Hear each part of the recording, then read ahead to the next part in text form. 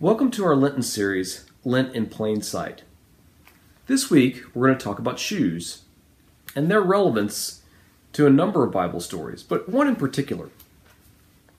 This is a verse I'm going to read where Jesus is talking to his disciples and giving them instruction before they leave on their journey. Mark chapter 6, verse 8.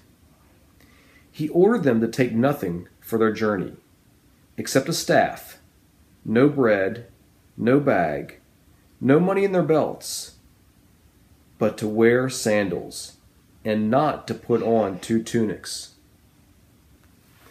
As I reflect on this verse, the first thing that strikes me is how important are the shoes? Jesus calls them out as being critical to take on the journey. They must have been the pinnacle of what's important in Jesus' day. But then I think about the flip side. What does it say about everything else?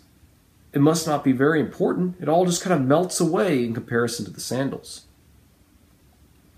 And as I think about these journeys that's in front of the disciples and Jesus' instructions, I think of a couple other journeys I've taken in my life, actually 3.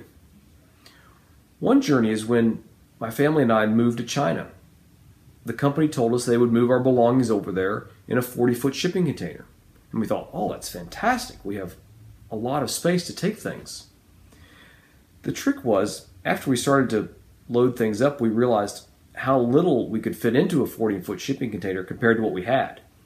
And we started to have to make choices, and there weren't a few choices, there were a lot of choices, and they started to become hard choices, or so we thought. And then we started to ask ourselves, do we own the stuff, or does the stuff own us? And that became very helpful in helping to fill up the container. But still, we took a 40-foot container. We took more than just our shoes. I also reflect on trips where I really haven't taken that much.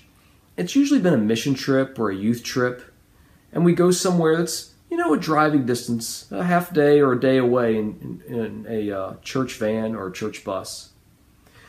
But before you go, there's always an email from the youth minister or the pastor saying, here are the list of things to bring. Bring sunscreen, bring a beach towel, sheets and a pillow, maybe a hammer and tools if we're going to do some work on somebody's home. Never have I heard, come on down to the church on Sunday. We're going to say a prayer, and then we'll load up the buses in the van. And by the way, bring a pair of shoes. That's all you'll need for the week. I even think about my own family's vacations.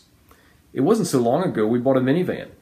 We drive hundreds of miles, a full day, if not a day and a half for a vacation. And we load everybody up in the minivan and we pack it as full as it'll go.